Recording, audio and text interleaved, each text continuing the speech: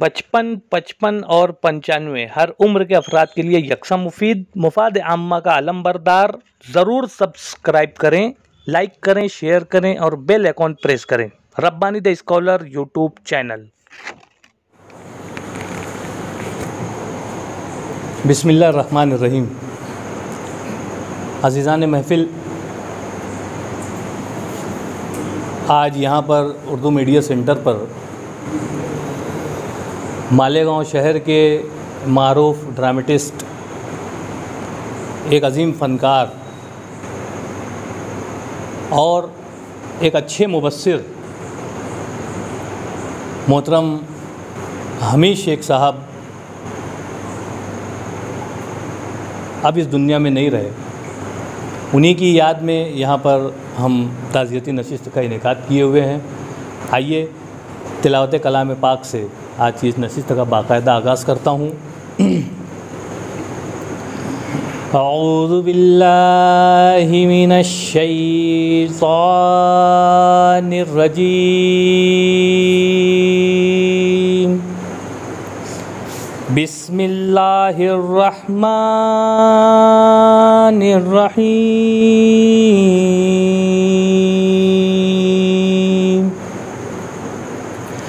अल्हम्दुलिल्लाहि रब्बिल आलमीन,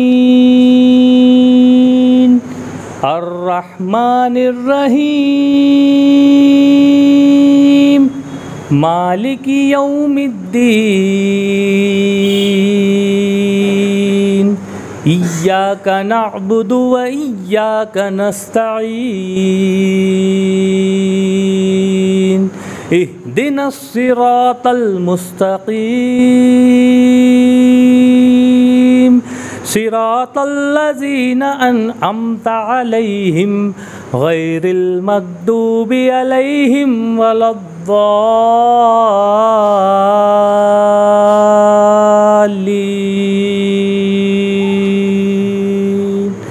आमीन। सदक़ल्लाहुल अज़ीम।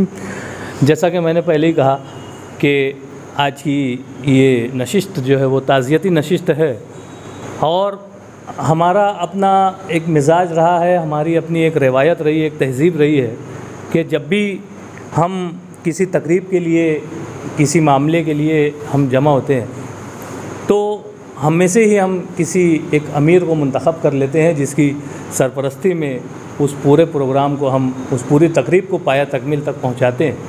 आज की इस नशिस्त की सदारत के लिए मैं अंजुमन मुहिब्बान अदब के सदर और अदब की फ़ील्ड में, अफ़सानों की फ़ील्ड में, कलमकारी की फ़ील्ड में अपनी बेशबहा खिदमत और खून पसीना एक करने वाली शख्सियत मोहतरम हारून अख्तर साहब का नाम नामी इसमें गिरामी पेश करता हूँ और आप तमाम की तायीद भी इसमें शामिल होगी ऐसी उम्मीद करता हूँ और सदर मौसूफ से इजाज़त चाहूँगा कि वो इस ताज़ियती नशिस्त की कार्रवाई को आगे बढ़ाने की इजाज़त फरमाए। बहुत शुक्रिया। जैसा कि मैंने कहा कि ड्रामेटिस्ट मोहतरम मरहूम, जिन्हें मरहूम कहते हुए अब कलेजा मुँह को आता है, क्योंकि गुज़िश्ता 2 हफ़्तों से मुसलसल उनसे राब्ते में रहा, मैं ख़ुद भी, और एक पूरी तंजीम उनकी किताब के इजरा के ताल्लुक़ से जो है वो एक तरह से हम लोग मिल बैठा करते थे और बातें होती थी और प्रोग्राम जो है पूरा तय कर लिया गया था। और अल्लाह की मर्ज़ी देखिए कि जिनके एजाज़ में, जिनके लिए हम एक प्रोग्राम करना चाहते थे शायान शान, आज उन्हीं के याद में हम ताज़ियती नशिस्त में यहाँ पर मौजूद हैं। अल्लाह की मर्ज़ी है, अल्लाह की मर्ज़ी के बगैर कोई पत्ता नहीं हिलता, ये अज़ल मिन शम्स है ये बात। और उनके साहबजादगान और उनके रिश्तेदार, ख़वाश व अक़ारिब यहाँ पर हमारे साथ मौजूद हैं और हम तसल्ली देने के लिए यहाँ पर जो मालेगांव शहर का जो अदबी मिजाज है, जो अदब से वाबस्ता शख्सियात हैं, यहाँ पर हमारे आसिफ़ इकबाल मिर्ज़ा साहब मौजूद हैं, मुश्ताक अहमद मुश्ताक साहब मौजूद हैं और इमरान जमील साहब मौजूद हैं। उसके अलावा अब्दुल हमीद साहब के खानवादे से मुंसलिक अफराद हैं। उसी के साथ साथ उनकी एकेडमी के सिल्वर इंडिया थिएटर एकेडमी के अरकान यहाँ पर मौजूद है। खालिद कुरैशी है, अवेश शाह हैं, इफ्तिखार हैं, सभी लोग हैं यहाँ पर मौजूद, उनके स्कूलों से जो वाबस्ता हजरात हैं वो यहाँ पर मौजूद हैं। मंसूर अकबर साहब ने ये तहरीक दी और यहाँ पर ये ताज़ियती नशिस्त का बाकायदा आगाज़ हुआ। ताहिर अंजुम सिद्दीकी साहब यहाँ पर अव्वल वक्त से मौजूद हैं, अहमद नईम साहब मौजूद हैं। तो मैं आप तमाम ही हाज़रीन की शिरकत को लेने की कोशिश करता हूँ और मैं चाहूँगा कि मैं ज़्यादा वक्त ना लेते हुए यहाँ पर आसिफ इकबाल मिर्ज़ा साहब से मैं इल्तिमास करता हूँ कि माइक पे तशरीफ़ लाएँ और अपने एहसासात, अपने ताल्लुकात और अपने जज्बात का इजहार मोहतरम मरहूम हमीद शेख साहब के ताल्लुक़ से पेश करें। जनाब सदर, मोहतरम मेहमानान और हाज़रीन, अब्दुल हमीद अब्दुल रज़्ज़ाक़ अल मारूफ़ हमीद शेख, जिन्हें हम बड़े लाड़ और प्यार से कभी हमीद चच्चा, कभी हमीद सर, और आम जो लोग हैं इन्हें आवामुन नास उन्हें हमीद मास्टर के नाम से जानती थी। हमीद शेख साहब की शख्सियत उर्दू के ताल्लुक़ से और ड्रामों के ताल्लुक़ से मालेगांव शहर में शुरू से मुमताज़ रही है और अदबी महफ़िलों में ख़ास तौर से जो हमारे यहाँ नसरी अदब की महफ़िलें होती है, अंजुमन नसरी अदब और मुहिब्बान अदब की जो नशिस्तें होती है, उनमें वो बाकायदगी से शिरकत करते थे। उर्दू से ये मोहब्बत उनको उर्दू से थी। ड्रामों का ताल्लुक़ तो खैर उनका ऐसा था कि ड्रामे के नाम पर उनको कभी भी आधी रात को और कहीं भी बुला लो वो बिल्कुल हाज़िर हो जाते थे। ड्रामे के लाइन से ही उनकी मेरी मुलाकात हुई मेरे अपने ऑफ़िस पर सुपर मार्केट में। उसके बाद जो है हमने एक ग्रुप तश्कील दिया ग्रेट इंडिया थिएटर एकेडमी के नाम से। गालिबन 1998 की बात है ये, लेकिन मेरे ऑफ़िस में जगह कम होने की वजह से मामला आया रिहर्सल का। तो रिहर्सल के लिए डॉक्टर रमज़ान साहब की जो स्कूल है हज़ार खोली पहली गली में, जो उर्दू घर है, वहाँ स्कूल चलती थी। बाकायदा उसका जो टूटा फूटा एक जो बड़ा कमरा था, वहाँ पर हम बैठ कर रिहर्सल करते थे। रिहर्सल वही 10-11 बजे शुरू होती थी, रात में 1, 1:30, 2 बजे तक चलती थी। उस वक्त उनके पास जो ड्रामे थे बेकेट, मेरी आवाज़ सुनो, और साथ ही साथ तुरफ़ा तमाशा। तुरफ़ा तमाशा जो ड्रामा है वो मैं समझता हूँ उनकी ज़िंदगी का हासिल रहा है। तुरफ़ा तमाशा क्या है, इत्तेफाक देखिए कि जिस तरीके से वो हम चाहते थे कि प्रोग्राम हो, उनकी किताब का इजरा हो, और लेकिन वो उससे कब्ल अल्लाह को प्यारे हो गए। उसी तरीके से तुरफ़ा तमाशा का तमाशा ऐसा हुआ कि हमने लगभग 3-4 महीने तक उसकी रिहर्सल की। रिहर्सल करने वालों में आमतौर से मैं था, प्रिंस रहमान, शर्जील कुरैशी, अजमल कुरैशी, हमारे रफ़ीउद्दीन रईस साहब मरहूम, इम्तियाज़ राजू हिंदुस्तानी जो आजकल अभी टीवी उसमें चलते हैं यूट्यूब में, वो भी आया करते थे। और बाकायदा 2-3 घंटे तक जो है उसकी रोज़ाना रिहर्सल होती थी। तो बस वो ड्रामा जो है, जिस तुरफ़ा तमाशा जिसके किताब का इजरा होने वाला है, वो ड्रामा आज तक प्ले नहीं किया गया। हालांकि वो पूरी तरीके से तैयार था।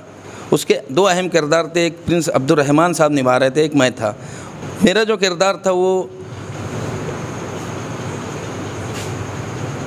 एक अजीब व गरीब विलन टाइप का किरदार था, और जिसका हीरो जो सामने होता है वो था, लेकिन वो ड्रामे का हीरो था। वो होते होते धीरे धीरे बूढ़ा हो जाता है, जिसकी वजह से उसकी पजीराई होते होते कम हो जाती है, और वो उस हाल को पहुंच जाता है कि वो आखिर में उसके पास आता है और बोलता है कि मुझे काम दो। तो वो उसको काम देता है, मगर जो काम देता है वो देखने के ताल्लुक़ रखता है। तो वो होता है तुरफ़ा तमाशा। यानी उस फ़नकार का ज़िंदगी भर लोगों ने वो अच्छा खासी तादाद में पैसा कमाया, नाम कमाया, शोहरत कमाया, मगर उसकी ज़िंदगी के साथ जब उसका हालात बुरे हो जाते हैं, उसके साथ क्या सलूक किया जाता है वो इस ड्रामे में बताया गया था। ये ड्रामा बाकायदा हम स्टेज नहीं कर पाए, लेकिन मेरी अपनी ख्वाहिश है कि जब भी तुरफ़ा तमाशा किताब का इजरा हो, इस ड्रामे को बाकायदा खेला जाए, बताया जाए। इसके अंदर जो है उर्दू ड्रामा की ज़बों हाली बताई गई है, और ये बहुत ही प्यारा ड्रामा है। दूसरा जो ड्रामा था, फिर हमने उसकी रिहर्सल की, वो था मेरी आवाज़ सुनो। एक अजीब व गरीब पैगाम लेकर, मैं समझता हूँ उर्दू तारीख़ के अंदर एक नई चीज़ पैदा की गई थी कि जब स्टेज का पर्दा खुलता था तो बाकायदा कब्रिस्तान का मंज़र सामने आता था। इस ड्रामे के अंदर, और उससे कबल अंधेरा हो जाता था पूरे स्टेज के ऊपर, और उसमें लोबान की धुनी और अगरबत्ती की खुशबू पूरे जो है हॉल में फैल जाती थी। लोग हैरान होते थे कि ये क्या होता है। जब पर्दा खुलता था तो बाकायदा कब्रस्तान का मंज़र सामने आता था। मुख्तलिफ़ कब्रें हैं, कुतबे लगे हुए उसमें कोई पीर साहब की कब्र है, ये है वो है। अब लोग बोलते हैं अब ये ड्रामा कैसे होगा बाकायदा, मगर मामला है कि होता यूँ है कि कब्रों में से फिर मुर्दे उठते हैं, बाकायदा कफन पहने हुए मुर्दे, और वो ये पूरा ड्रामा खेलते हैं। तो ये इस तरीके का ये ड्रामा था, और ये ड्रामा उनका बहुत मशहूर हुआ। ये ड्रामा बाकायदा हमने जो है जो सिल्वर इंडिया थिएटर एकेडमी जो सीनियर ग्रुप था हमारा, उन्होंने 1-2 मरतबा खेला। इसको बाकायदा इनाम भी मिला। ये शिवाजी टाउन हॉल में खेला गया था, इसको 3रा इनाम मिला था। वहाँ पर भी लोग उछल पड़े थे जब पर्दा जब खुला था। इस ड्रामे को इनाम बाकायदा मिला, और उस स्टेज के ऊपर उस ड्रामे पर आग भी लग गई थी। अगरबत्ती जलाने के मामले में स्टेज के ऊपर आग लग गई थी, और ड्रामा चल रहा था। 2 मुर्दे थे, मैं और प्रिंस रहमान, ये बातचीत कर रहे थे। तो अब मामला ये था कि उस आग को कौन बुझाए, क्योंकि वो धीरे धीरे आग भड़कने जा रही थी, और हो सकता था पूरे स्टेज को अपने लपेट में ले लेती। तो उस वक्त हम दोनों ने एडजस्टमेंट किया, और उसको बाकायदगी से डायलॉग बना के कि यार देखो हम यहाँ मर गए, हमको यहाँ पर भी चैन और सुकून नहीं है। अजीब व गरीब लोग हैं, देखो अगरबत्ती लगा के चले गए, ठीक है भाई, ये ऐसा आग लगा देंगे। हम लोग कब्रों में, हम लोग को अंदर तो अजाब हो रहा है, इन्हें ये बाहर भी ये लोग अजाब देना चाहते हैं। इस तरीके से उसको एडजस्टमेंट किया गया, और इनाम पे इस पर कोई फ़र्क नहीं पड़ा। लोगों को नहीं समझ में आया कि ये आग लगी या लगाई गई है या स्टेज का ये एक हिस्सा है। बहरकैफ ये एक ड्रामा था। उसके बाद उन्होंने एक बैकेट लिखा। बैकेट जो था वो इंग्लिश अदब से उन्होंने तर्जुमा किया था, और उसको बहुत ही अच्छे ढंग से लिखा था। उसमें डायलॉग्स वगैरह उर्दू के इतने ज़बरदस्त लिखे थे उन्होंने कि हम लोग को याद कर कर के थक जाते थे कि इसका और मायने मतलब भी हमको बहुत जब नहीं आता था। बहरहाल बैकेट के ताल्लुक़ से भी उन्होंने बेहतरीन वो ड्रामा लिखा। तो ये हमारे ख्वाब जो था कि भाई ये जो ड्रामे हम रिहर्सल करते थे, कई साल तक हम लगे रहे, मगर उस दौर में ना उर्दू एकेडमी चलती थी और वो बंद हो गई थी, जिसकी वजह से ड्रामे वगैरह बॉम्बे में नहीं हो रहे थे। अब उसके बाद हमारी कारोबारी मसरूफियात आई, और मैं समझता हूँ 2009 या 10 में खालिद कुरैशी ने ये मिशन को जो है अपने हाथ में लिया। खालिद कुरैशी साहब ने हमारे जो उनके भाई थे शर्जील कुरैशी, अजमल कुरैशी, मैं था, प्रिंस अब्दुर्रहमान साहब थे। ये मामले इनको सीनियर आर्टिस्ट जानकर इन्होंने जो जूनियर आर्टिस्टों का एक ग्रुप बनाया, उसका नाम रखा सिल्वर इंडिया थिएटर एकेडमी। तो इस तरीके से ये ग्रेट इंडिया थिएटर एकेडमी वो बनता था गीता ग्रुप हम लोग बोलते थे, और ये था सिल्वर इंडिया थिएटर एकेडमी, ये सीता ग्रुप। इसमें भी मामले को समझो गीता और सीता ग्रुप, गीता ग्रुप। फिर ये दूसरा ग्रुप जो है वो जूनियर ग्रुप जो है वो हमारा सामने आया, जिसकी सरबराही भी हमीद शेख साहब ने की। हमीद शेख साहब ने वो सरबराही की, लेकिन इस मिशन को जो है खालिद कुरैशी साहब ने इतना ज़बरदस्त पैमाने पे आगे बढ़ाया। उन्होंने उस ड्रामे को मेरी आवाज़ सुनो को ख़ास तौर से 8-10 मरतबा मालेगांव शहर में और बॉम्बे में भी लेके गए, और बाकायदा उसकी पजीराई हुई। बड़े बड़े लोगों ने उस ड्रामे को देखा, और एक नई नेच के हिसाब से उस ड्रामे को बहुत ज़्यादा पसंद किया गया बॉम्बे में भी। उस ड्रामे के अंदर ये जो बताया गया, मैं बताएंगे मंज़र ये था, पूरे ड्रामे में जो है मुर्दा हजरात उठकर बोलते हैं। उसमें से एक जो है कॉमेडी, अगर ये पूरा संजीदा प्ले था, उसमें कॉमेडी पैदा करने के लिए हम लोग सर जोड़ के जब बैठे, हमीद शेख साहब ने कोई एक नई चीज़ सूझी कि उसमें से एक मुर्दा बार बार उठेगा और वो बोलेगा स्कोर कितना हुआ, यानी वो उसी में मरा है। कोई उस हार जीत का मामला था, उसको अटैक आया है और वो उसमें मर गया है। तो वो जो है कॉमेडीपन, वो बार बार हम लोग की बात चलती रहती थी। मुर्दा बातचीत करो, बीच में वो अचानक उड़ जाता था, जिसकी वजह से लोग भी घबरा जाते थे, ये क्या हो गया। अचानक बोलता था स्कोर क्या हुआ। बहरखैफ तो ये इस तरीके से ड्रामा चलता था। इसका मेन मकसद उनका ये था, ये ड्रामा पेश करने का, कि जो दीनी बातें हैं, जो मौलाना लोग जो हैं, बड़े बड़े आलिम जो लोग हैं, बयान करते हैं तो लोग सुनने के लिए जाते हैं, ठीक है, लेकिन उन पर कोई ख़ास असर नहीं होता। अगर वही कुरान और हदीस की बातें, दीन की बातें ड्रामे के ज़रिए लोगों को पेश की जाए तो इसका असर ज़्यादा होता है। ये उनकी बहुत ही एंटीक, यानी बहुत ही अलग सोच थी। और वाकई हमने देखा कि ये जो ड्रामा है मेरी आवाज़ सुनो, बहुत ही ज़्यादा इस्लाही है, क्योंकि मरने के बाद की ज़िंदगी को इसमें पेश किया गया है। और ये कोई मामूली दिल गुर्दे की बात नहीं मैं समझता हूँ।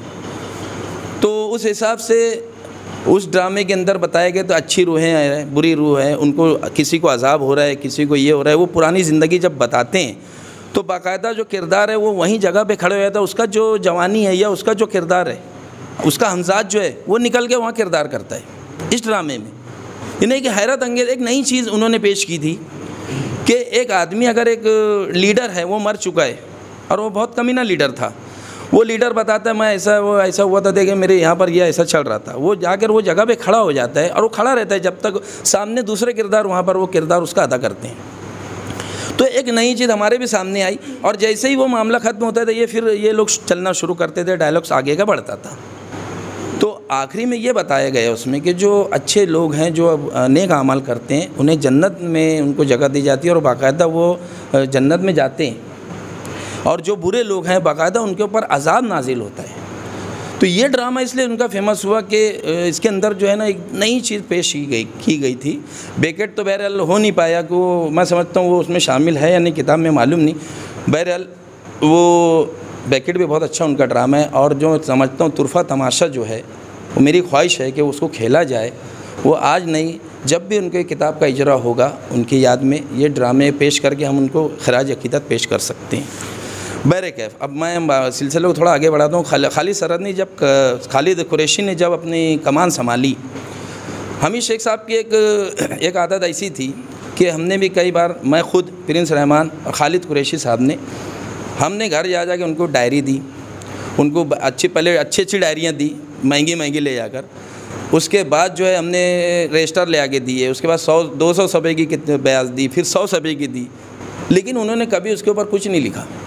उनकी एक आदत अजीब व गरीब थी, जहाँ उनको चिट्ठी मिल जाती, आमतौर से सिगरेट का पैकेट ले लो, उसके पीछे लिखना शुरू, जहाँ से कोई चिट्ठी मिल गई तुड़ी मुड़ी उसके ऊपर लिखना चालू।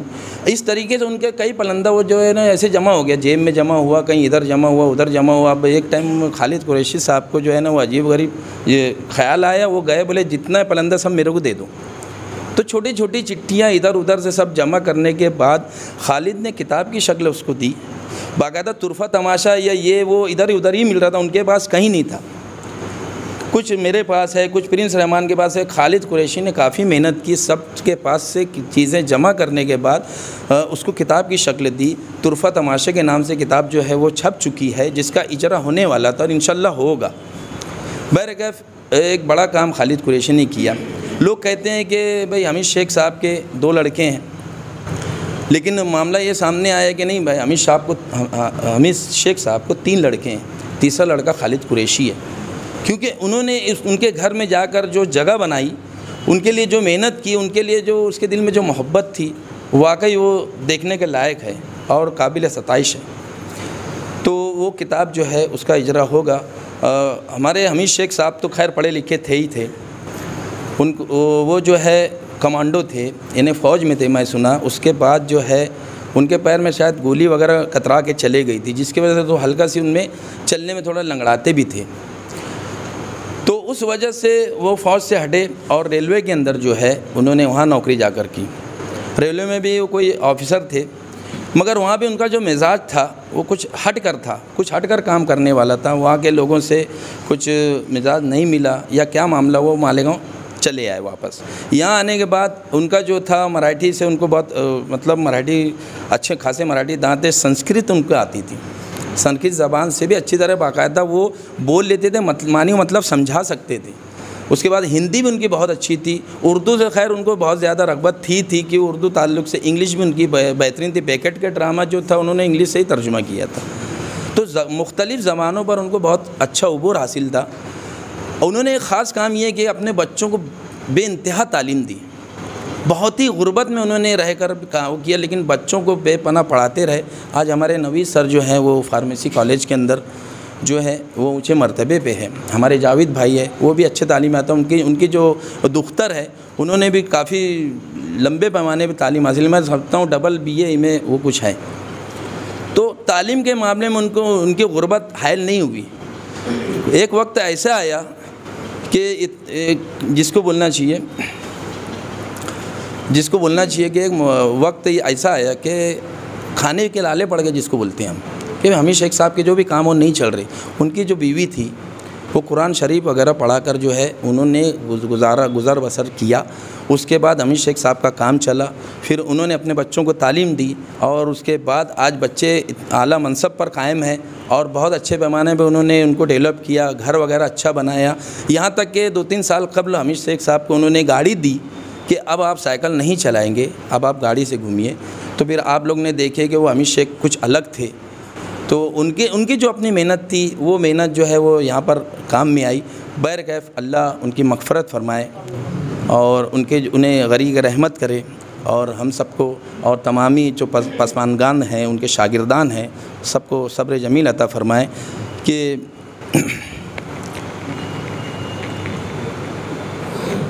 खैर। इसके बहुत बहुत शुक्रिया आपका सुनने का। आसिफ इकबाल मिर्ज़ा साहब का मैं शुक्रिया अदा करता हूँ कि उन्होंने बड़े मुफस्सल अंदाज से अपने उस्ताद गिरामी हमीद शेख साहब का यहाँ पे तज़किरा किया। बीच में उन्होंने ड्रामों का भी तज़किरा किया, यकीनन वो सिलसिला भी हमीद शेख से ही जाके जुड़ता है।